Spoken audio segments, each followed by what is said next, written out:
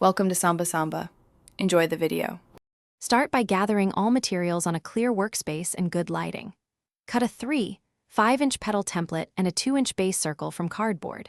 Choose cotton, satin, or chiffon fabric depending on the final texture and drape you want. Thread a size 7 hand-sewing needle and pull an 18-inch length of polyester thread through the eye. Plug in a low-temperature hot glue gun and let it warm for about 30 seconds. Keep scissors, pins, and fabric marker nearby for quick adjustments. Trace the petal template onto fabric and cut 6 to 10 petals per flower.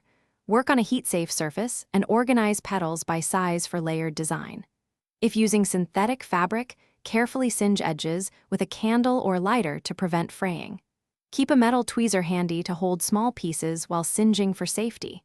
Fold each petal and press a 1 cm crease at the base to add volume. Shape petals with fingers, rounding tips and smoothing seams for a natural look. Begin assembly by stacking petals and stitching through their bases with a running stitch. Continue adding petals until a full rosette forms and secure the thread with 3 tight knots. Apply a thin bead of hot glue to the cardboard 2-inch base and press the rosette down firmly for adhesion. Add a button, bead, or fabric-covered button to the center and glue it in place. Trim excess thread and remove any visible glue strings with tweezers. Press the finished flower gently with a cool iron if the fabric allows. Thanks for watching. Consider subscribing if we helped you.